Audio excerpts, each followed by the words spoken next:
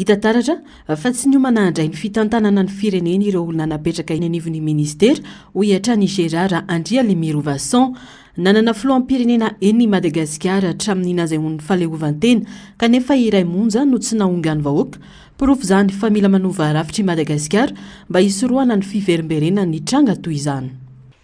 Azo mampianareo ny président voafidy sy niongana dikan'izany manana problema misy sika zany amin'ny toerana filoham-pirenena io ka tokotry raha manao rafitra ny vaovao sika tokotry zay ny anaosena hoe tokotry iveriny sika hoe ny filoham-pirenena tokotry ho symbolika fotsiny satria tena manahirana be misy zany filoham-pirenena miseho anazy rôle sy manam-pahefana zany ohatrany sekeny vahoaka malagasy misy nefa ny zava-misy amin'izao fotoana zao ny filohan'ny transition ny colonel Michael Randjenirina milaza teo hoe chef normal zany raha mikorotana kely ny any tsy ho voafeny misy satria ny contestation amile chef mbola mijanona foana ane mbola sy miakatra any aminy izy zao fa hiakatra any aminy afa kelikely izy fotsiny mahazo any men mahazo any Diego tena mikorotana ambona ka sarotra zany mifehy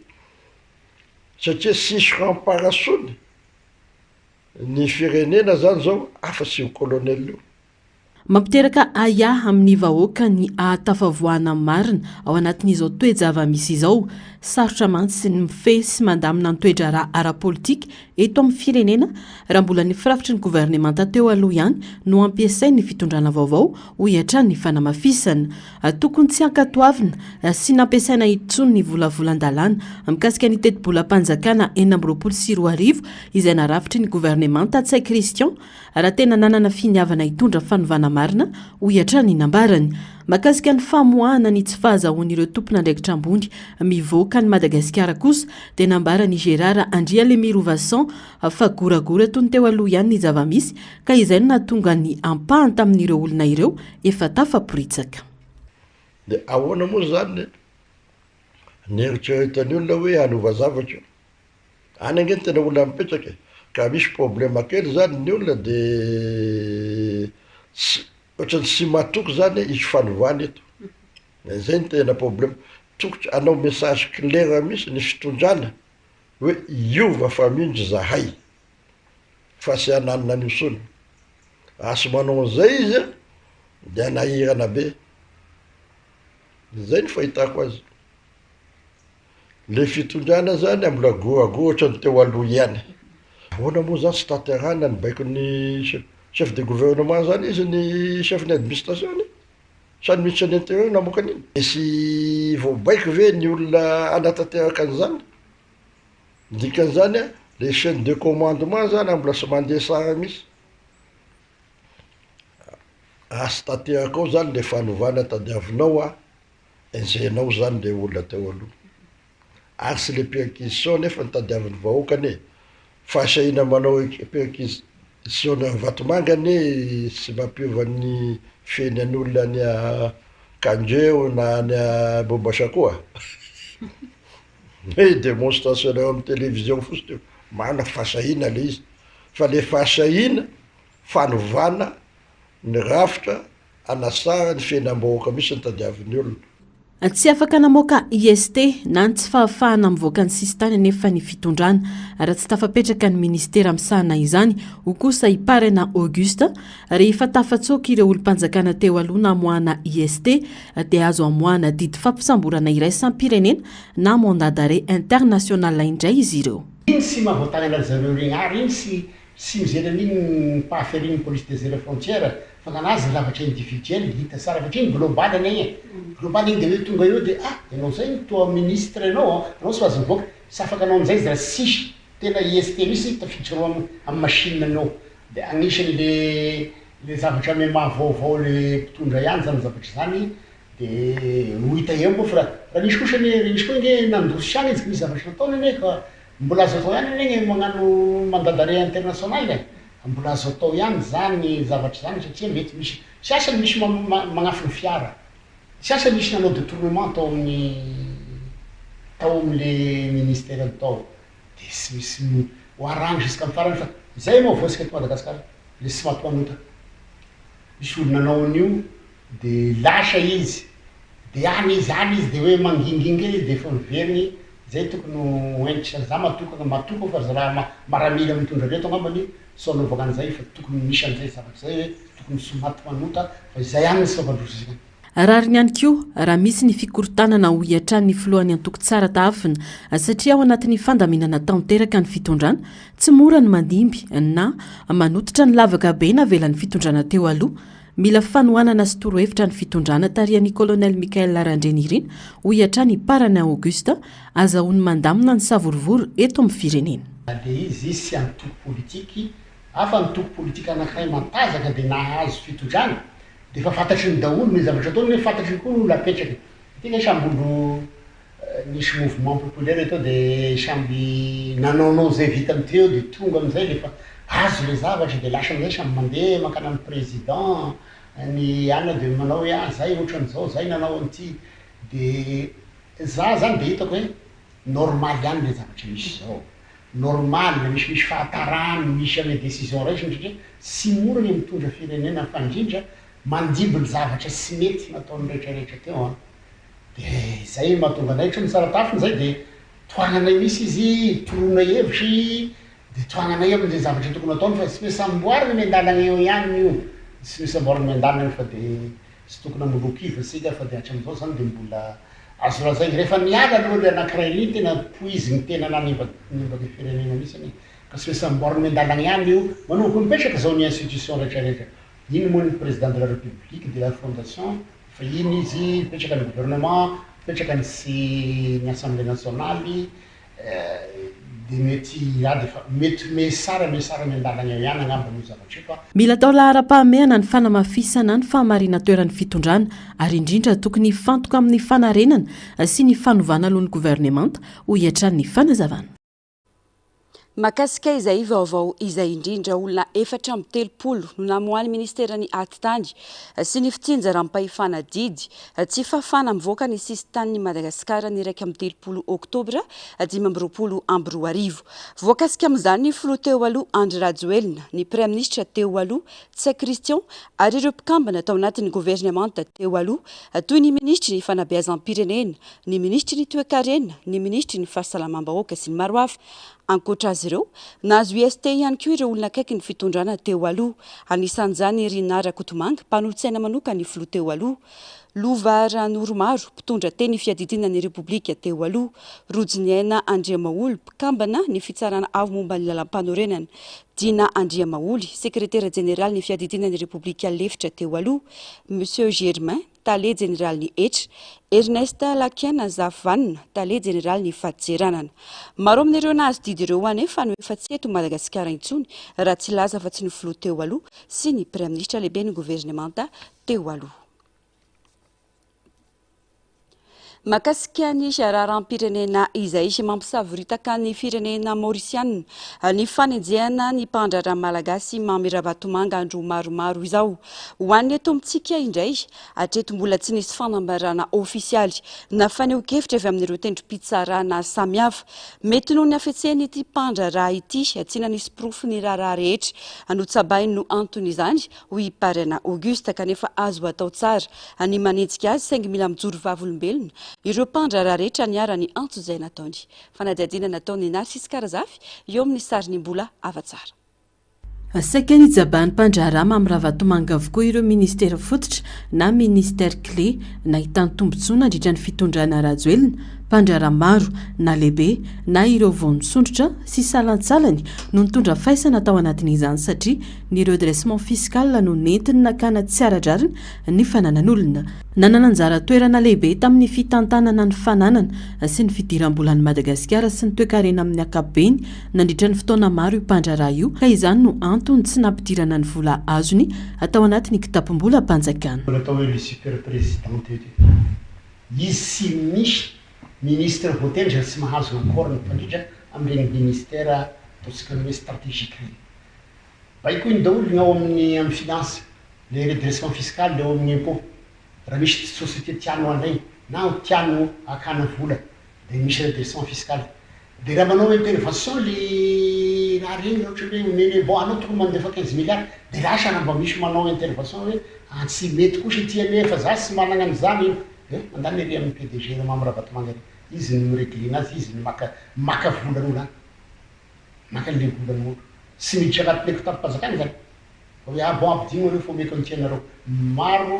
mpandrara mitena an'izany ohatra n'izany aby gn'akana an'ireny sosy hôtelin'olo Neptune re i Colbert io sy hoe miditra actionnaire atao zany izy miditra actionnaire alefa lo redressement fiscal zany tena ampiasainy teto hatreto mbola tsy nandrenesapeo na faneho-kevitra ireo tendrom-pitsarana malagasy toy ny Bianco, PAC na ny CSI manenjika ity mpandrara izay nikuizana sy natahora ny malagasy ity tsy nisy na fanambarana na fanadiadiana manokana momba ny ady amin'ny kolikoly sy ny elokara toe-karena ka noho izany tokony hosokafana izany fanadiadiana izany ho iatran'ny fanamafisana. Le vidiango Maurice taloha zany miaro anazy fa ity vaovao ity zany ity to sy miaro anazy misy ity fa tadidinareo fa io premier ministre vaovao io nitondra ny nanatitra ny volamena sika taty tamin'ny fotoana tamiseho ty zany zao tena magnano azy satria tokony toizana am'izay zany gn'enquête parquet national financier français satria rehefa natao gn'enquête taloha tonga dia Colonel Maurice ao ny resaka koa de kovriavany le gouvernement taloha le migadra koa zany voasambotra koa tsy mpanao rasy dia zay zany ny aminazy fa dia mamegnatrana aloha hoe tokony manao misy asika ny ty koa zany hoe aiza daholo ny dossier tamity amitsika ty mbola misy anamagna dossier mbola isan-karazany mbola mandehandeha agny na hoe fa misy narienony zany izay koa nienieny teo nytony mba narienony dossier sasany. Ny fanangonana karena tsy ara-dalàna dia efa pirofo mitohaka amin'ny tenda fa nisy ny fanodikodonam-bola nataon'io mpandrara io ka tokony hosokafana farany izay aingana ny fanadiadiana. Ny enrichissement illicite fotsiny dia efa pirofo zany taina nagnana an'io zavatra rehetrarehetra io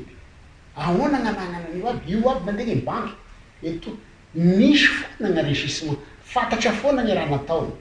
fantatry na dia misy nagnafa ny taloha tany pouvoir ny miaro anazy teo efany miaro anazy siosono zany fahefany miaro anazy zany azo lazay izy afaka miteny daholo ny olo zao afaka mitémoigner io sociétén'olo nalailainao io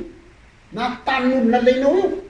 mandehananao amin'ny lalana ary vatomandry ary firy hectare agny nary amin'ny folo pointy ana ary akaiky ny ary amin'ny faritry ny folo pointy sy namandraiky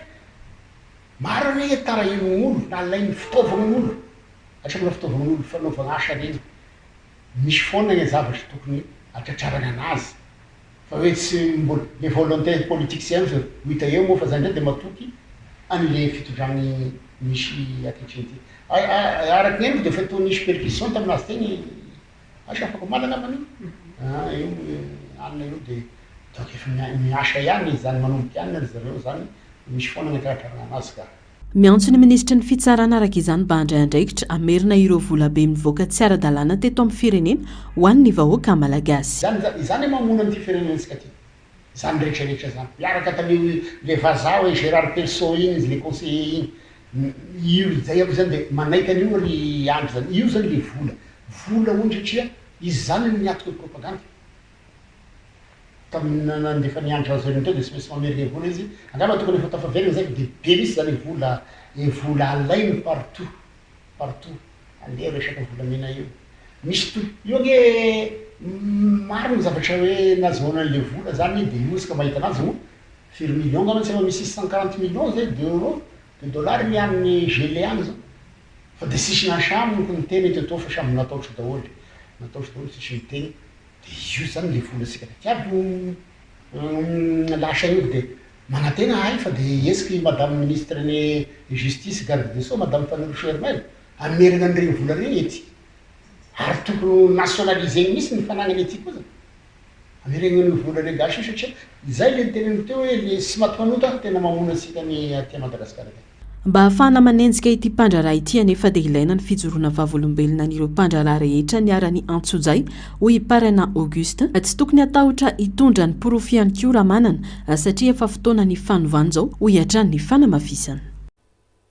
toy ny rahamamy Ravatomanga izay nalaina ambavany sy ataon'ny Financial Crime Commission na AFCC fanadihadiana androany ny vinantolain'ny mamy Ravatomanga niakatra fampanoavana androany ihany koa i David Jean Christian Thomas mpiara-miasa akaiky amin'ity mpandraraha malagasy ity amin'ny resaka famotsim-bola. Ankoatra izay nampanatsony ny fanjakana malagasy eto Antananarivo hitondra fanazavana momba ny rahamamy Ravatomanga ny ambassadeur ny Madagasikara tsy amin'ny Nosy Maurice Kamivital. Fanampanazavana.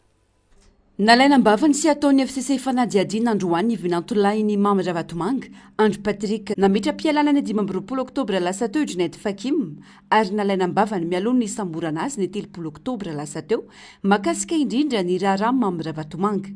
Nandritra ny fanadihadiana natao azy no nilazany ny momby fivoriana io izay nandraisan'ny mamy Ravatomanga anjara. Niala tsy nandray anjara tamin'izany araka izany ity mpitsara ambony ity rehefa natsapa fa mety fanohitra amin'ny andraikiny izany raha ny fanamafisany. Ankoatra ny vinantolain'ny mamy Ravatomanga, niakatra fitsarana androany ihany koa i David Jean Christian rehefa nosambory ny FCC ny 14 oktobra lasa teo ka nampidirina hôpitaly rehefa nilaza fa tsy salama. Everina ho isan'ireo tanakavanan'ny mamy Ravatomanga i David Jean Christian izay mpanaramasy eo anivon'ny vondrona Sodiaty arakaiky amin'ity mpandraraha malagasy ity. Hita ho misy fandraisany amin'ny raharaha famotsim-bola mahavoasaringotra ny mamy Ravatomanga ihany koa ny tenany. Raha tsy haifina, eo ambany fanaraha-maso ny FCC i mamy Ravatomanga taotry ny filazana fisamborana azy ny 14 oktobra lasa teo. Everina ho tompon'andraikitra amin'ny resaka famotsim-bola mandodina ny 4.10 miliara dolary ity mpandraraha malagasy ity izay mbola mitsabo tena ao amin'ny toeram-pitsaboana iray ao Maurice ary mbola eo ambany fanaraha-maso ny mpanadiady avy eo amin'ny FCC hatrany. Mifandray amin'izay ihany koa, nandeha ny resaka fanametra-pialana tsy ho masivoan'ny Madagasikara ao Maurice intsony Kamivital. Ny tenan'izay nisana ny masivo malagasy tao Maurice nandritra ny taona mahery. Fantatra fanampanatsony fanjakana malagasy eto Antananarivo hitondra fanazavana momba ity raharaha mamy Ravatomanga ity Kamivital amin'izao fotoana izao ary nandiso ny vaovao miely fanametra-pialana ny tenany. Mbola manohy ny asa ambassadeur-ny Madagasikara aza tsy amin'ny Nosy Maurice araka izany Kamivital raha ny vaovao. Andrasana ny toy.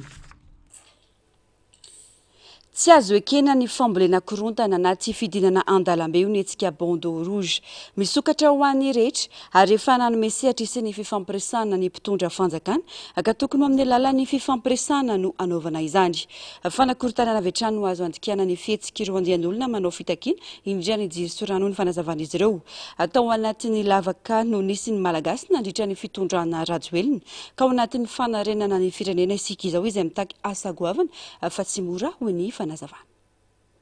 Fanakorontanana ary misy ambadika fa ny fandikana ny fidinana andalambe toy ny eny mikanjany 13 Mey ho ny mpitarika ny hetsika mena. Misokatra ho an'ny rehetra ny fitondram-panjakana ka tokony hamafisina amin'ny alalan'ny fifampiresahana ny fitakiana ho ny fanazavana. Aminay ato amin'ny hetsika bandeau rouge filamboatsiary ny fankanesana eny amin'ny kianja na eny amin'ny 13 Mey ary fanakorontanana tsotra zao. Ka zay dia sarotina amin'izay. Zay eto dia manome sokevitra antsika makanesa eny amin'ny filoha fa mino fa ho raisintsika na makanesa any amin'ny ministra zay mahefany zay zavatra hotakinareo fa raha ohatra hoe tsy maintsy makeny an-kianja aminay misy ambadika zany mampiahiahy zany. Mbola miaina sy miatrika ny aizina navelan'ny fitondrana teo aloha isika amin'izao fotoana izao iny fanazavana. Tsy misy fahagagana vetivety araka izany amin'ny famana ny olana indrindra ny resaka jiro sy rano. Zay koa eto dia miteny vaoaka malagasy zay maiky ery le hanao korontana fa hoe misy délestage. Mila haitsika vaoaka malagasy fa tao anatin'ny lavaka mangitsokitsoka ny firenetsika. Vao azy zany fa tsy tonga dia mahita fahazavana atsika fa mbola maizina aloha zao tsika no nafitroky ny fitondrana rajoelina. Ka tsy androany tsika mbola tsy ampiray volana koa dia fa hitary korontana mba tsy ampiady atsika samy malagasy aoka re mba hifanantona. Tonga dia makanesa any amin'ny ministra Tandrifo fa manjay ireo, makanesa any amin'ny filoha mitondro zotra mihitsy ny olona manantona an'izany filoha ary voaray. Dikan'izay mihaina izy fa nahatonga atsika nakeny amin'ny 13 Mey anie le filoha Andry Rajoelina manao be marenina tsy mihainy vaoaka malagasy mandritsy ny 7 taona ary tsika efa nahantsa ka androany ve le olona nanavotra atsika tao anatin'ny lavaka anizay a amoletsika korontana tsy azo ankena zany no amafisiny fa tsy misy efa-tsy ny fifanantonana ihany no vaolana hamana ny olana maro lafa eto amin'ny firenena ankehitriny lavimbavao afatanteraka kosa indray isany hitrangana savorovoro atary amin'ny université Nantsiranana izay nitarika fahafatesan'olona iray sy namaizana hatramin'ny mpianatra sasany nanomboka ny sabotsy lasa teo ny tsy fifanarana momba ny fanesorany ireo mpianatra sy mpandra ramonina amin'ny trano université honenany ireo mpianatra no fototry ny olana araka ny loharanom-baovao efa manomboka miverina amin'ny laon'ny tsikelikely ny fiainan'ny mponina raha ny tatitra nataon'ny prefektora any an-toerana amin'izao fotoana izao na dia eo azy zany efa izany mitohy ny fitandronan'ny filaminana ao Antsiranana mbola mipetraka avokoa ireo fepetra rehetra noraisiny atao aorian'ny fahatongavan'ny délégation avy amin'ny fiadidinany fanavaozana ny République notarin'ny colonel Lucien Rabiarimanana tany an-toerana fanampana-zavana. Ny sabotsy iray novambra lasa teo tamin'ny 2010 alina no niatombohan'ny savorovoro tao amin'ny université Nantsiranana. Ny dirany andia tanora mahirifetsika antsoina hoe Foroche ny olana momba ny fanesorany ireo mpandrara amin'ny trano université ka nampitatra ny raharaha. Tovolahy iray 15 taona no namoiny ainy rehefa nambaran'ireo mpianatra fanirahana hanafika azy ireo ka nandritra izany no nisy ny fifampikasihan-tanana. Nandeso izany anefa ny fianakavian'ilay tovolahy maty io ary nilaza fanirahana nakarano no nivoan'ny trano. Ny toy omaly tontolo ny fifandonana teo amin'ny mpianatra sy ny mponina tao Lazare, ny famaliana ny Torabato. Tao anatin'izany dia nisy tamin'ny trano fonenan'ireo mpianatra no nisy nandoro. Io tafiditra tagny nandeha nandrava machine telefone mpianatra anaty trano iny baboabo nietsika amizay zegny zay andeha anakina zay avy andeha angala mpianatra mitovy zay agny zay o mitagna amigny latsaka amigny balabala latsaka balabala na itrele na itry 2 heures de temps io balabala lek 19 heures jusqu'à 21 heures zay elaela na enao olo de commencé vandragna zay fa baboabo tegna le tsy recule zay tsy recule na zay zegny gaga iny digan'io lababy ty amina fera tsy aferandro de kafa nagnanina amaly amizay zay zay mba namaly zay olo maro koa zay agnaty domaine zay tsy niboka campus ty afa zay mba niboka tandana tagny mba eko zay mba olo mba tato fo zay ndengalina amane de kafa lela vers 21 heures teo natapitra eky zay volohany olo vignitry be igny ela ndre tsara manankory fanafon'olo ato zay tsy eky sambola vegno sanaty fanafinafo anazy laolo zay laly zala tsy mahita izy lonazy karaha tsy sazoresiny fe zay le takatra voalohany de natakatra faharoa amizay zay nagnontany zay ino idirana ro amin'ny problème tsy problème na ro ino idirana ro ato tetsaka ilan'izany no sambony ireo mpianatra atao amin'ny campus ireo mpampianatra sy mpiasa ny université ny ampitanora iray avy any Lazare izay nambaran'ireo mpianatra fa voakarama andeha hiady amin'izy ireo. Za zegny nikaramen'ny misy université hoe zegny ny contre hoe ro amin'ny bâtiment zegny idiran'ny mpianatra zegny tsy forcé zay mpianatra raha karaha zay satria ro zay fananana délai que le mpianatra ndray zegny mbala mitsy hoe mari ndray zegny kakaraha zegny otrino hoe karamendro 1 million boribory namaiky tsy mavoisa zay fa ninakafo tegna haiko hoe ninakafo zay nino raiky 1 million 5 ninakafo zay non za zany ka université fo za na zany ka PGO zay misy ampahana amin'ireo mpianatra no tsy manan-kialofana sady very fananana amin'izao fotoana izao no niatrano tranga teny amin'ny campus universitaire Nantsiranana. Miantso vonjy amin'ny tompona ndraiky mpanjakana izy ireo hijery akaiky ity raharaha ity indrindra ny famanan'ny olana aman-toerana. Marika zay mpianatra hetsika marary zay mpianatra araroto tsy vita forosy magnararoto zay maro tsindrazo le magnary zay maro fagnararotony mazo zay na eo amin'ny vehivavy na zay lehilahy indrindra fianarana mazo zay eza loatra fajakana zavatra agnay zao me diplômenay varinay ino raha ndrendrenay marary zay mila vody zay mpianatra université d'Antsiranana mangataka tompoko mba jereva akaiky zay fa marary zay eza ndrendrenay varinay sy ny raha jiabinay diplômenay. Nidina tany an-toerana taoriany Javantranga ny solotena ny filan-kevitry ny fanavaozana ny République notariny colonel Rabiarimanana Lucien ny antsoiny mpianatra ho tony ny tenany amin'ny famanany olana izay fondala mpanatanterahana tsy tokony ho zarazarana ihany koa ny mpianatra manoloana ny zavamisy. Toetsaina napetraky ny anjanakatsika ty zarazara ho anjakana ty tsika miamana akavy miady raha tsika roa alaindreo moramora dia laha tsika zany fiadiana zany aleo fampidiniky mifandraintana no mirahino miaraka mitady solution rehefa misy problème tsy maintsy misy solution à côté tsy marina zany donc ira manao an'izay itsika io zalahy tsisy olo-kafe gasy ray gasy reny aniza Madagasikara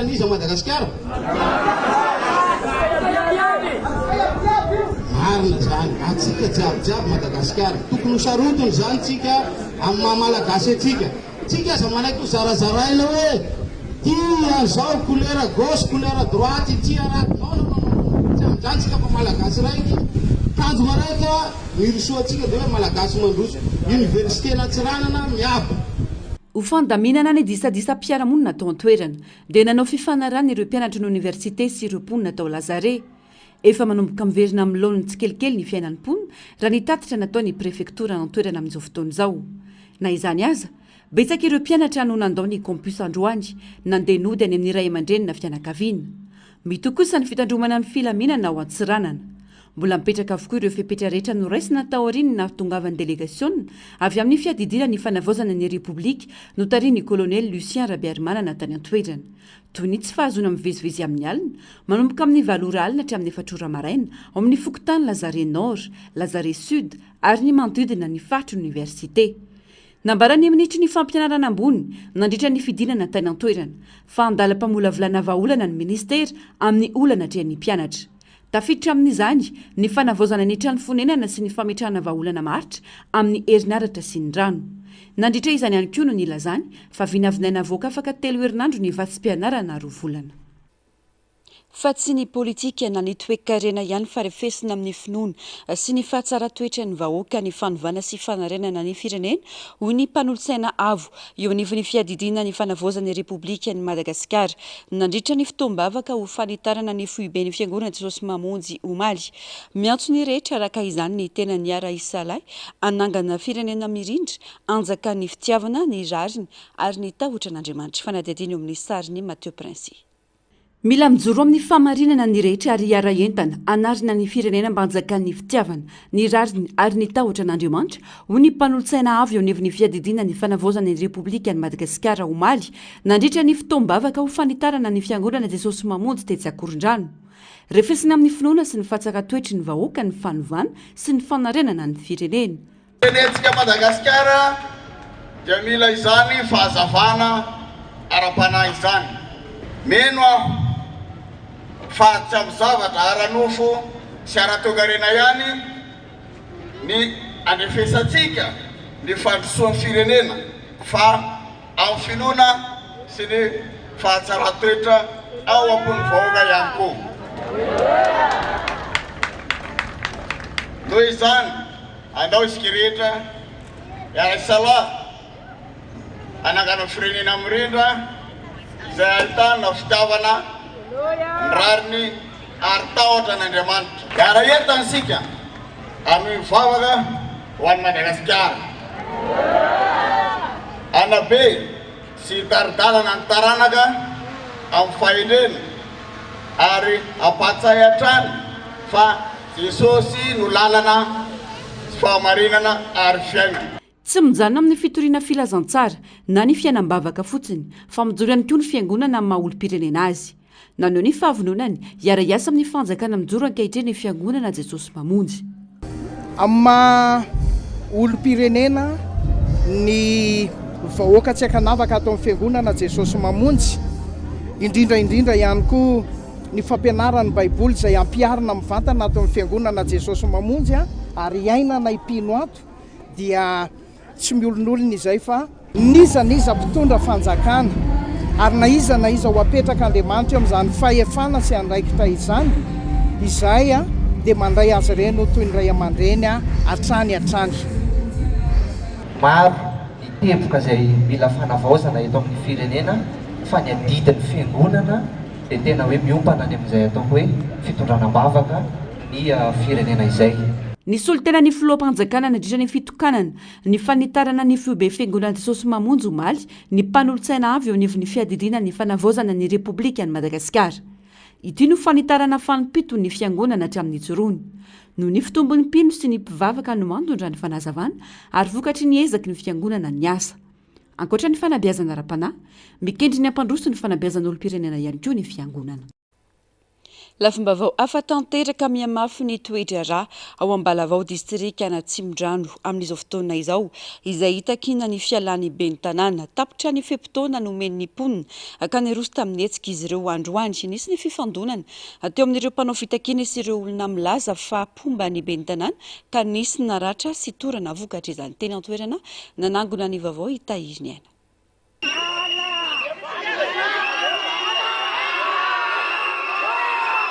Tapaka nandritra ny minitra maro ny lalam-pirenena fafito ny atoandro teo. Raikitra ny fifandonana teo amin'ireo mpanohana ny ben'ny tanàna n'Ambalavao sy ireo mponina mitaky ny fialany ben'ny tanàna eo amin'ny toerana androany. Nisy torana, nisy naratra vokatra izany.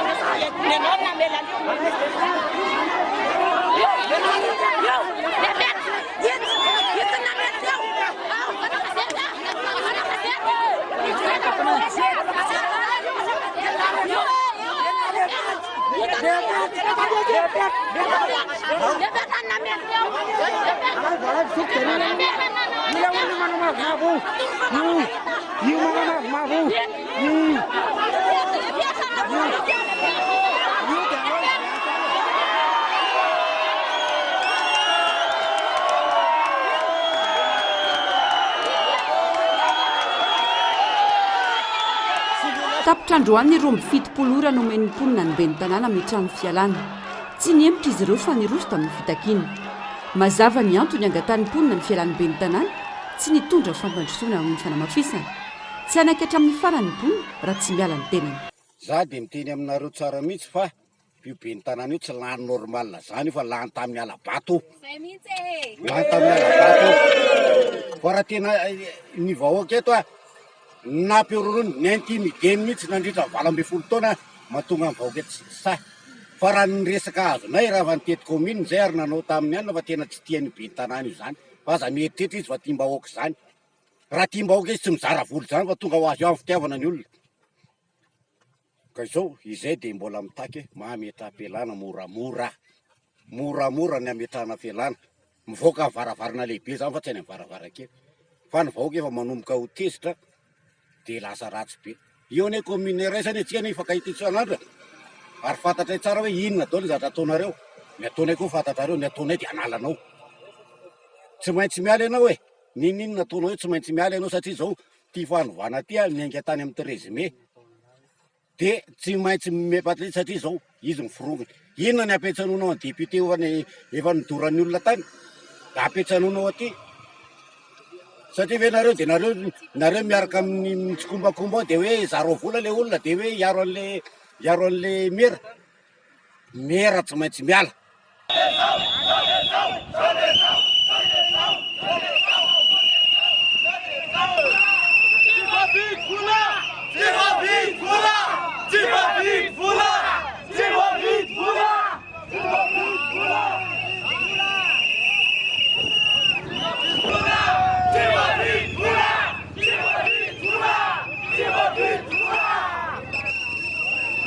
nivoaka tamin'ny fanginany manolona itiraray ity ny ben'ny tanàna atao an-toerana androany tokony atao mazava ho izy ny antony ny sorana ny ben'ny tanàna amin'ny toerana raha resaka fampandrosoana lazaina fa tsy misy ary ao anatin'izany tanteraka ny komina hoy ny fanamafisany. Ny mampalahelo dia hoe tao anatin'ny fanaketsana ny vahoaka sy ny tsy misy zava-bita eto anivon'ny komina. Tsara ny manamarika aloha fa ny komina Mbalavao dia mizotra soma tsara amin'ny fitantanana ny komina, na ny fampandehanana raha anatiny mandeha tsara, na ny fampandrosoana ny fotodratra sy ny tariny mandeha tsara. Na izay ary zao voarovolona zao no vity tany ho an'ny komina hoentina hanatsarana ny fotodrafitrasa. Mahakasika ny hoe fanasorana izay kosa angambany mangataka hoe tokony mba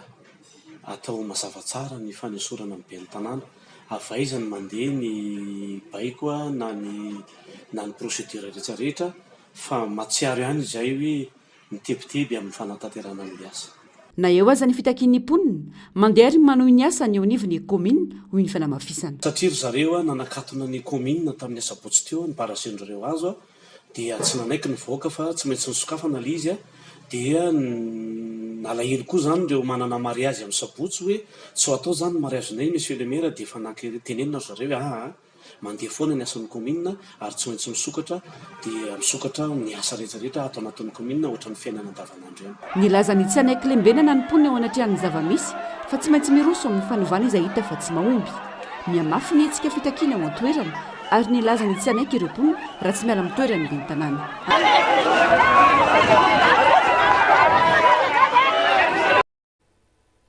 Makasika ny fampianarana kosa indray Omaly Denis ny fanambaran'ny ministry ny fanabeazam-pirenena nilaza fa miverina an-dakilasy ireo mpianatra eny amin'ireo sekolim-panjakana manomboka androany.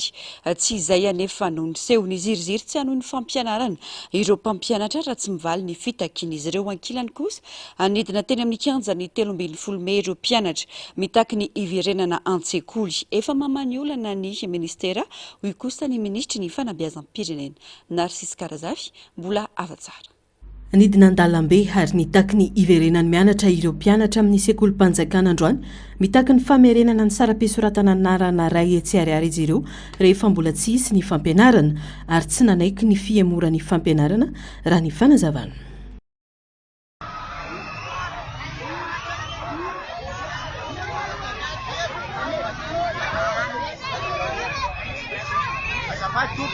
Zahay tompoko dia tsy manaiky nanaovana kilabao fampianarana anay satria zahay no aby ny firenena tsy ekenay zany sao vao miditra mianatra zany fa revolana zay tsy tampianarinareo revolana zay nefa tsy tampianarinareo raha ohatra ka tsy ampianatra anay adereo no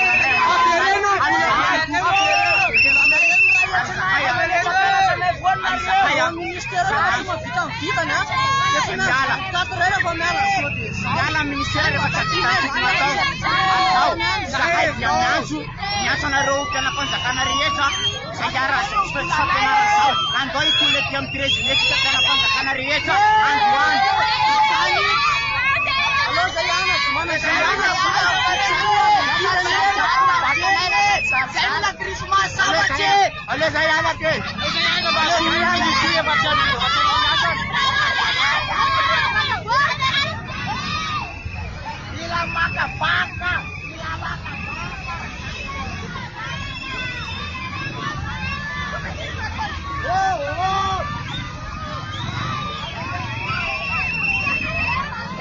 Tsy olana ny fandaharam-pianarana ho kosa ireo mpampianatra fa vita foana zany saingy mitaky ny amahana ny olan'izy ireo ireto mpampianatra avy eo anivon'ny LM.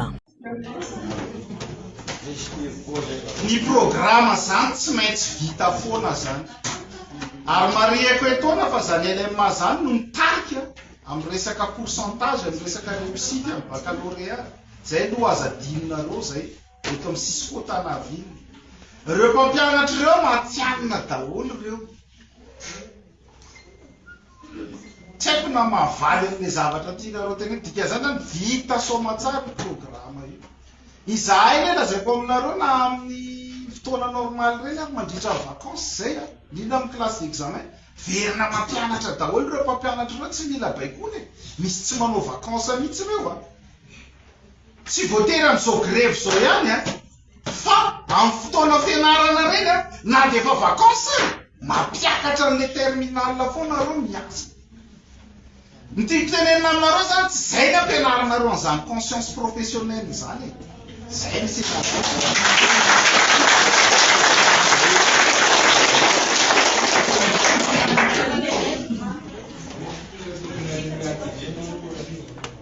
Efa tamin'ny ministra teo aloha no nanao fangatana ireo mpampianatra saingy tsy nahitam-bokan'izany ary tsy nisy ny ainy ho iatran'ny fanazavana. Efa nisy ny fifampiresahana tamin'ny ministra vaovao saingy tsy nahafapo ny valiteny ho iatrany ireo mpampianatra izay mitaky ny amoahana ny fampidirana ny mpampianatra ho mpiasam-panjakana. Tsy hoe zao efa andro fiovana zao, andro fanavaozana mihitsy zao, zay nahatonga anay mitaky zao hataka. Tsy hoe zahay tsy nitaky depuis n'izay fa efa depuis n'izay efa niteny madame ministre teo aloha hoe ijerena manokana ny momba anareo fampanantenana foana nataonay ka amin'izao fotoana zao efa maharary zahay, amin'izao fotoana zao tena efa tsapanay hoe tena feno ka eo izy efa io no napetsany zareo teo de mangataka zahay re tompoko avoao ny recrutement efa ao, tsy mbola anjasana zany banque mondiale zany zavatra fanampiana avy nivelana zany fa io efa ao io avoahy, zay fotsiny nataony angatanay avoahinareo io zay. Efa fampiresaka tamin'ny madame ministre efa tonga tao zahay nandray anay izy de narosinay ny etaetanay, narosinay ny zavatra mamparary anay fa navaly madame ministre anay hoe mbola ho jerena manokana ny momba anareo. Zay ny valitena niazonay avy ao. Tsy mahafapo anay zany inona zavatra jerena manokana ty, jereva manokana manomboka depuis tamin'ny vina, jereva manokana foana ny mpampianatra frama, jereva manokana foana ny NF marary tompoko zahay madame ministre avoao io recrutement io fa rehefa mivoaka io miditra an-tsekoly zahay fa raha mbola tsy mivoaka io tsy miditra an-tsekoly zahay na ho année blanche aza ty ay maneran'ny Madagasikara zahay efa nanangana fikambanana AE9 Association des enseignants non fonctionnaires à Madagascar. Zahay zao à peu près ni 70 000 ni isany mpampianatra E9 eran'ny Madagasikara amin'izao fotoana izao. Zahay mpampianatra E9 no tena miasa ao anatin'io fanabeazam-pirenena io. Zahay mpampianatra E9 frame no tena maro anisa ary no tena mitazona lakre. Ka eto zahay tompoko efa marary zahay, efa ray volana mahery no takina an'io, efa marary zahay ny alavinlavitra iavy ny tsirairay tonga eto hitaka an'io recrutement io ko dia avoay haingana re tompoko miandry zahay fa nahafavoaka anareo androany io rapity fotsiny zahay de miditra miasa. Efa miezaka mamany olana ny avy anivon'ny ministera ho kosa ny ministra vaovao. Miarabanareo mpanao gazety aloha voalohany dia hitantsika angamba ny situation fa tokony hoe hianatra ny mpianatra androany dia tena nalailo zareo dia nakaty mivorivory tao ambany tao. Tsy afenina koa nefa fa manana olana ny mpampianatra izay ezahana ho vahana ankehitriny dia izany zavatra rehetra zany zany ezahana hiasana zao ary fitadiavam-bahaolana. Izay ny zava-misy atao amin'ny fanabeazam-pirenena. Saika nanao fanambarana avokoa moa ireo mpampianatra eo anivon'ny sekolim-panjakana androany ary nanamafy fa tsy itony fampianarana raha tsy mivaly ny fitakiana andrasana araka izany ny fivoarany toetra raha. Miray feo ampivondrona ireo komina 4 ao Tsimondrano Itanora ao an-toerana izay mivondrona ao anatin'ny GNYZ nisy tetika asa no volavulan'izy ireo miaraka ho fampiarana ny fototra io reny fanavozana miainga eny fotony. Fanadiadina. Manomboka ny fotony ny fanovana ary manomboka amin'ny tsiraray ny fiovana hoy ny fikambanan'ny tanora mivondrona ao anatin'ny Génération YZ ao amin'ny distrika na Tsimondrano raha nanao fanambarana. Na samy manana ny sata mifehy azy aza ny rotonta miray feo izy ireo amin'ny fanarenana miainga ny fotony amin'ny alalan'ny fampivondrona ireo komina 4 ao anatin'ny distrika na Tsimondrano. Tanjona ao anatin'izany ny fitadiavana vahaolana momba ireo fietsika sy fomba mampanao tsy nampahomby ny fampandrosoana teny Tsimondrano. Ny tanjona iorenan'ny fiombolana aty dia ny ampanjaka ny fahamarinana sy ny mangarahara anandratra ny fanavozana mety avy ny fotony. Ampanjaka ny hevitra dia raha mitantana avy amin'ny vahoaka avy amin'ny tanora ary ny fanatanterahana avy amin'ny mpitondra fa tsy ho famadika amin'izay. Hamongotra ireo izay tsy maty manoka sy ireo be kolikoly izay mampihevitra ny fandrosoana etỳ Tsimondrano. Anoherana ny tsindry azoely sy ny fanaparam-pahefana. Anangana raha madio sy mangarahara eto Tsimondrano manaja ny zon'ny olo-pirenena. Anara-masakaiky ny zava-mitranga eny amin'ny fiarahamonina toy ny eny amin'ny hôpitaly, sekoly, CSP2, lycée, fokontany ary sehatra maro samihafa. Ary farany izay lehibe indrindra ho arofanina eny anivon'ny district, ny commune sy ny fokontany tsirairay avy anara-maso tsara ny zava-mitranga ary miaro ny tolona izay natao ary sampiaro ny amin'izany. Namolavola tetikasa izy ireo antsoina hoe Project 26 eny Atsimondrano. Tetikasa izay novolavolaina ho fototra iorena ny fanavaozana tena mariny raha ny fanazavana. Ivondrona ireo solon-tenan'ny commune enina amby roapolo antsoina hoe leader communaux mitsangana ho arofanina sy fanara-maso amin'ny zavatra mitranga eo anivon'ny toerana misy azy tsirairay. Ireo leader communaux ireo dia manana ekipa anaty komite iray misy tanora na olo-marina anatanteraka ny asa. Ny komite eo amin'ny commune dia mizara indraikitra ary misafidy leader hikariky eny anivon'ny fokontany tsirairay izay hiara iasa akaiky amin'ny vahoaka. Raha misy commune iray ahitana fokontany 12 ohatra dia manenty leader iray isaky ny fokontany izay mamorona ny ekipa mpanatanteraka na ny ekipe d'intervention toy ny observateur sy ny enquêteur sy ireo maro hafa marihana fa hiteraka asa amin'ireo olona eny fotony izany ao arinao. Ireo no miasa eny fotony sy mitariky amin'ny vatana ny zava-misy eny amin'ny faritra tsirairay avy misy azy. Mitatitra sy mirafitra tsy mety sy ireo olona maro, ny olana maro dia dinihana eo anivon'ny komite enina amby roapolo. Ary ao no volavolaina ny hevitra rehetra izay ho hatsaraina. Inona ny rafitra tsy mety itoy, inona tokony hofoanana, inona ny olana izay misy. Misy tetikasa efa novolavolaina mikasika izany ary avoaka amin'ny fotoana mahamety azy. Miantso ny rehetra ireo distrika manodidina ny Antananarivo ny GNY6Z mba hanaraka ny ohatra sy hanangana ny Project 26 amin'ny faritra misy azy toy ny Avaradrano sy Ambodiatrimo sy ireo maro hafa. Betsaka ireo tanora mpitarika sy mahay hoy ny fanamafisana ka azo tanterahina manerana nosy izany.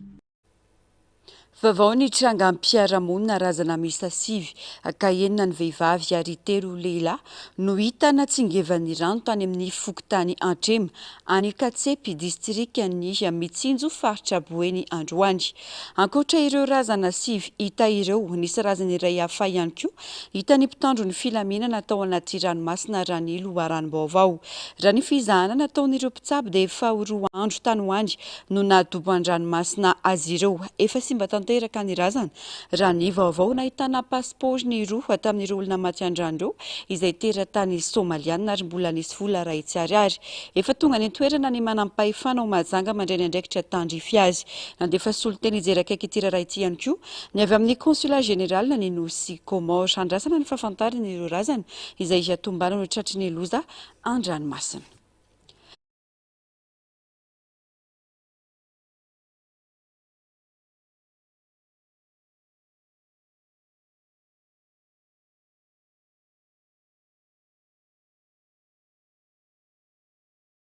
Tapaka tao ireny fifanarahana teo amin'ny rotonta fa niverina ny asa nanomboka androany ireo mpandrarana ny fonja. Narcisy Karazavy mbola afa-tsara. Izy fanovana sy fanatsarana ny firafitry ny ministeran'ny fitsarana entina mamaly ny fitakiana sy ho faleovan-tena ara-bola sy ara-pitantanana ny maha-olona eo anivon'ny fandrarana ny fonja altsangana ny direction administrative et financière pénitentiaire izay ao ambany fiadidin'ny fitalehavana ny fandrarana ny fonja na ny DGAP ampahany amin'ny fifanarahana na protocole d'accord eo amin'ny mpandrarahan'ny fonja sy ny ministry ny fitsarana fanirisoa Herinaivo ireo noho izany niverina ny asa nanomboka androany rehefa nitokona nandritra ny iray volana ireo mpandrarahan'ny fonja manerana ny nosy miverina manao ny asa mahazatra izy ireo raha ny fanazavana no meny syndicat ny fandrarana ny fonja androany. Satria raha oharina teo aloha dia izahay dia mbola mpitsara no misaringotra sy miandraikitra ny mahakasika ny personelinay sy ny mahakasika ny ara-bolanay. Izany zavatra zany dia asina fanovana amin'ity organigramme vaovao izay andalo eny amin'ny conseil de gouvernement ity. Eo ihany koa ny mahakasika ny resaka inspection pénitentiaire satria hatramin'izay izahay dia BCCGP na ny bureau de coordination contrôle des juridictions et des établissements pénitentiaires no misahana ny inspection pénitentiaire nefa mpitsara ilay olona.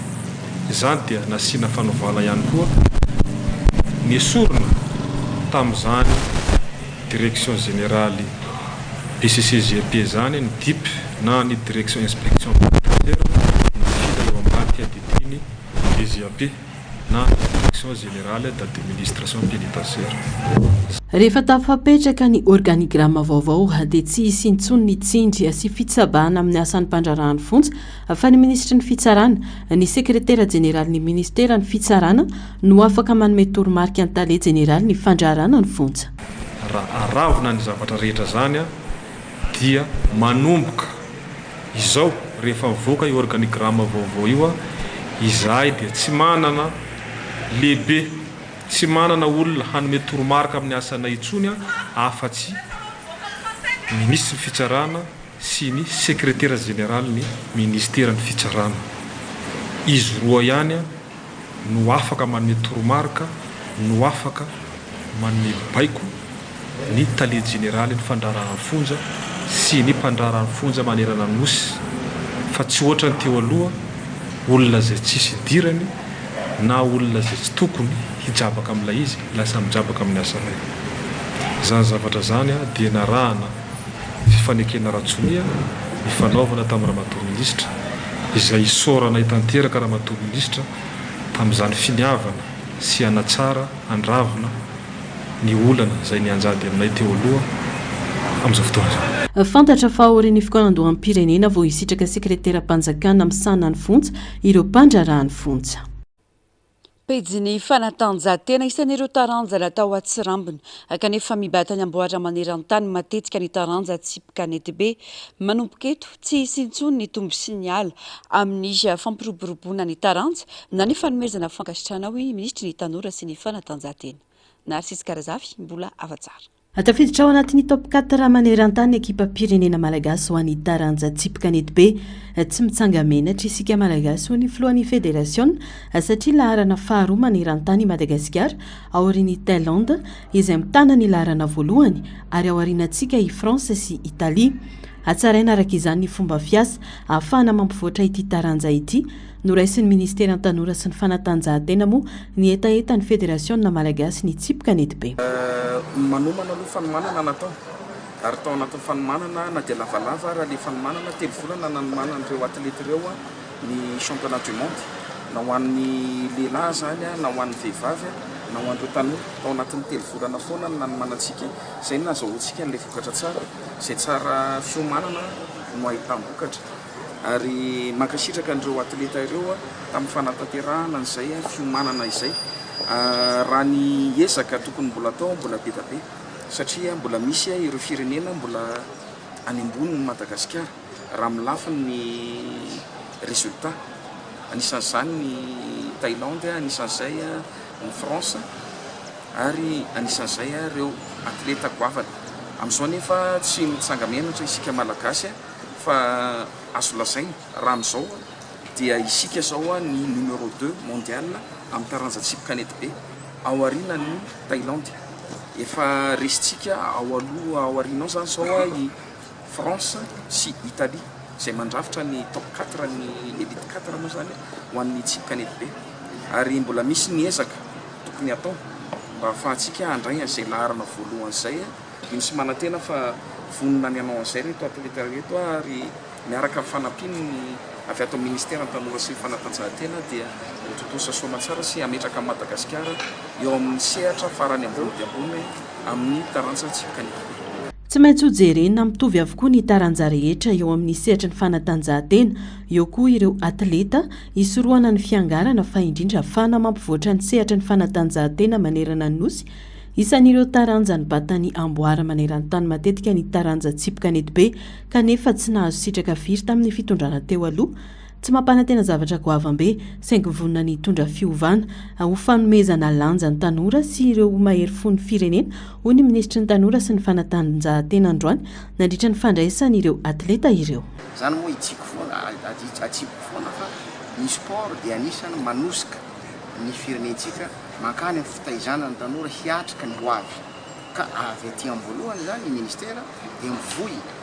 ary mampitana zany au niveau fédération sy ny club sy ny ligue hoe oka ny tanorantsika mba hay fampizara hitraiky efa ananana andreo champion du monde reo de tokony mba ho ampitaina amin'ny tanoratsika zay vao misehatra anaty le taranja ary indrindrindrindra mba hizarana izay ataontsika hoe lalan-tsaina fiarahana ny fitambarana ny firaisan-kina afahantsika miroso mankany amin'ny fanarenana sy ny fanatsarana ny taranja amin'ny lafiny anankiray ary ny faharoa Madagasikara amin'ny ankapobeny horaisiny andriamatoa filohan'ny fanarenana ny repoblika ny Madagasikara sy ireo mpanolontsaina avo akaiky sy aminy moa zany reto atleta sy mahery fotsika reto any amin'ny lampam-panjakana fa anisany anatiny mandamina ny programme mahakasika an'izany izy koa ny ataontsika hoe ny mara-pakasitrahana manokana izy distinction honorifique omena andreo satria averiky foana mahery fo ny Madagasikara reo tsika tsy hanana vila omena andreo namanareo fa averiky foana zay tratra ny fanjakana no afaka anomezana fahafanpo andreo tanora zay nandobaka ny ambara avoara eto Madagasikara. Vonina hiara-iasa sy anoana ireo tanora sy ny tontolon'ny fanatanjahantena eto Madagasikara ny ministera raha ny fanazavana nomeny. Ampy izay ny 5 taona hitantana ny filohan'ny federasiona malagasy ny rugby ka hitakiny ireo filohan'ny ligy sasany fametram-pialany sy ireo mpiara-miasa aminy. Ankoatra ny fitiavan-tena mampikorotana tanteraka ity taranja ity ny filohan'izy ireo tamin'ny alalan'ny fanovana ny rafim-pitantana ny fanadihadiana nataony Taiziny any. Tsy fananana manokana ka hogiazana mandrakizay ny fitantanana ny federasiona malagasy misana ny rugby ho ireo filohan'ny ligy ka hitakin'izy ireo ampananjana ny fametram-pialan'ny filohan'ny federasiona sy ireo mpiara-miasa aminy. Ampy izay vitany teo amin'ny taranja ity izay ho izy ireo anamafy ny fitakiny ireo mpisehatra raha miziriziry tsy miala amin'ny toerana ireo voalaza ireo. Fantatrao tsara angamba fa tsy société na orinasa na koa fanananareo manokana ity esorinay aminareo ity ka hogiazanareo amin'ny fitenanareo ny fitantanana azy mandrakizay tsy atompo oka izay fa manapetra ny zavatra rehetra ka tonga ny fetra farany. Ampanajana tanteraka tompoko no analanay anao matoy izahay tsy mbola miditra amin'ny fidinana an-dalambe hitako izany mba ho fanajanonay ihany koa ity taranja baolina lavalava efa nanakinanay ny fitiavanay azy ity ka raha toa moa ianao tsy hanana faheritseritra ny ala fa mbola hifikitra ihany dia ho mafimafy kokoa ny fitakianay izay ataonay. Manjaka ny fitiavan-tena teo amin'ity federasiona ity tsy lazany intsony ny fikorotanana nateraky ny fanovana ny rafim-pitantanana nataon'ny filohany. Noho ny fitiavan-tenanao tafahoatra dia noesorinao tamin'ny fitantanana ny mpitantana ny ligina Analamanga sy ny seksiona Tanavilla izay voafidy ara-dalàna dia ianao daholo no sahanareo ary nanova ny rafim-pitantanana rehetra nisy teto ka nikorotana tanteraka ny rugby. Eto dia mitodika aminareo filevana mbola mandray anjara amin'ny lalao karakarain'io federasiona malagasy rugby io. Ajanony izany mandram-piverenan'ny ligina Analamanga sy ny seksiona Tanavilla izay tokony hikarakara izany lalao izany hialana amin'ny rafitra izay tsy naomby napetrakareo teknisianina ao ireo. Ho tombotsoan'ny baolina lavalava no tanjona amin'izao tolona izao hoy ny fanamafisany ireo filohan'ny ligy izay nilaza ho any amin'ny ministera Piay. Mbola tsy nahazo rariny mihitsy tamin'ireo ministra rehetra ny fandimy teo mantsy ireo filohan'ny ligy ireo hatramin'izay ary ara-dalàna azy ny fitakiana ny fametram-pialan'ny filohan'ny federasiona ny rugby. Ampanajana entitra zao zavatra apetraka izao satria raisinay ho tombotsoa ny tontolon'ny baolina lavalava zany mba homendrika zany hoe ny mpanao baolina lavalava dia olona tokony hanana ny zo fotsitra zany izay iarovany any le tontolo izay maminy ary iarovany any ny fiandrenam-pirenena no anaovanay an'izao anatin'ny toerana anankiray ohatran'izao. Omena iaza mamboninahitra zany ny tontolon'ny baolina lavalava. Izahay dia mametraka entona fa tsy maintsy miala ianao na iziriziry inony ianao nametraka fitenenana ianao tao amin'ny aina aman-jery dia niteny ianao fa hitondra mpitandro ny filaminana dia zay eto niteny samy manana ny mpitandro ny filaminana io ka dia mampitandrina anao zay hoe ampy zay ny ianao ampy zay mialary tompoko fa tsy vita kadasitra aminao ny tontolon'ny baolina lavalava satria teo aloha zay dia tsy nahazo rariny mihitsy tao amin'ny ministera zay nandalo tao ministra efa tsy ho lasaky ny efatra na 5 teo tsy nahazo rariny mihitsy ny zay na dia rariny ary ny fitakiana zay nataonay milaza ireo mpanao fitakiana fa hijoro hatra amin'ny farany na misy olona ambony miaro aza ny filohan'ny federasiona malagasy rugby miantso ny firaisan-kinany mpikatroka rehetra izy ireo hanamafy ny fitakiana ankilan'izay taoriany fifampidiniana sy ny fifampiresana teo amin'ny filohan'ny federasiona malagasy rugby niarana tamin'ireo solitena ny maki 12 izay no tanterahin'androany dia miantso ireo mpilalao maki 12 sy ny staff teknika rehetra izy ireo hanatrika ny fivoriana izay ataony zoma 7 novambra 2022 tolakandro izao. Maresaka avy any ivelany taoriany Orambe Mikida niotsaka ny tany amin'ny faritra andrefany Kenya tafakatra 20 ireo namony ainy olona 20 no tsy hitapopoka fa lasany rano trano maro ihany koa no simba ry ampoly no hafa ireo naratra tao anatin'izany mitohy ny asa famonjena toy ny miaramila ny polisy ary ireo fikambanana mpanao asa soa na dia sarotra aza ny manatanteraka izany noho ny fahasimban'ny lalana sy ny orana mitohy izay aina hiteraka loza vaovao fanadihadiana. Tondratrano tany miotsaka no iainana ny Kenya amin'izao fotoana izao indrindra ny tapany andrefana ny Elk Marquette 300 km miala ny Nairobi renivohitra tsy mitsaha mitombo isan'andro ireo faty hita nanomboka ny asabotsy hariva lasa teo hatramin'ny androany olona 40 namoy ny ainy vokatry ny fiotsahan'ny tany manana ekipan'ny mpamonjy vono izay ahitana fa mety mbola hitombo ny isan'ny maty. Araka ny zava-misy any an-toerana, manomy mitady ireo olona mbola tsy hita ny ekipan'ny mpamonjy vono, ahitana miaramila, polisy ary ireo fikambanana maro mpanao asa soa. Nafindrany amin'ny toerana avo azo antoka ihany koa ireo mponina. Araka ny fantatra, dia nalefa helikoptera namonjy hopitaly akaiky ireo sisa velona, mbola mitohy koa ny fikarohana ireo mbola tsy hita, saingy manana isin'ny fiotsahan'ny tany ireo tompon'andraikitra. Anisan'ny sakana lehibe amin'ny asa famonjena ny fahasimban'ny lalana ao amin'ny faritra voakasiky ny fiotsahana izay tsy azo hidirana intsony.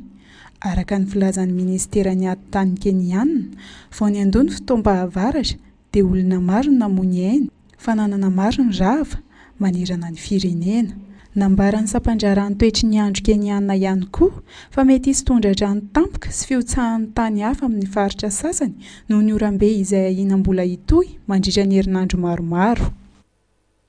Eny ambony raketa no matory ny laingitsoroa mba ahafahany mandositra ireo biby fantany fa tsy horesiny. Solary ampolotry toy ny antsonina ity fiaramanidina iray navita ny hodidina izao tontolo izao tsy nampiasa solika na indray mitete aza fa mandeha amin'ny herin'ny masoandro. Ireo no tranga hafakely entiny sarahana tiana amintsika atao anatiny ity fanadihadiana manaraka ity arahoary. Any amin'ny desert'ny Arizona, eny ambonin'ny raketa feno tsilo no matory ny laingitsoroa mba antsirany ireo fahavaliny, ireo biby tsy resiny toy ny puma, ny bibilava, ny coyote. Eny koa no mora ahitany ny laingitsoroa ireo biby azony atao sakafo. Eny koa no akany rivotra sy atsika kokoa satria ny toerana ambany somary mafana. Na dia eny ambony tsilo aza ny laingitsoroa no matory, dia tsy mba maratra satria voaharo ny volony izay tena matevimbe ny tongony ka tsy mampaninona azy ireo ny tsilo madinika. Solar Impulse 2 no iantsona ity fiaramanidina ity. Fiaramanidina voalohany nahavita ny hodidina n'izao tontolo izao, tsy nampiasa solika mihitsy na dia indray mitete aza fa nandeha tamin'ny herin'ny masoandro. Nahavita mihoatra ny kontinanta 4, ranomasina 2 sy ranomasimbe 3 ary mitety 2.4 alina ka hatramin'ny 3.4 kilometatra nandritra ny 500 sy 500 ora ny Solar Impulse 2. Araka ny tatitra tamin'ny fotoana ny dinany tany Abu Dhabi ny 20 Jolay 2020. Raha ny hafanganam-pandehany dia mahatratra eo amin'ny 570 ka hatramin'ny 70 kilometatra isan'ora izay azo lazaina fa ambany noho ny fiaramanidina mandeha amin'ny solika. Mahazaka fiaramanidina Boeing 770 sy 700 amin'ny habeany elan'ny Solar Impulse izay milanja 2.3 tonna. Dia vaovao tompoko lasy tongovavy no manakatona ny fampalalambavao tamin'ity anio ity. Angasana feno ianao nanaraka izany hatramin'ny farany ary mametraka ny veloma mandra-pitafa ho amin'ny rampitsindray. Veloma tompoko.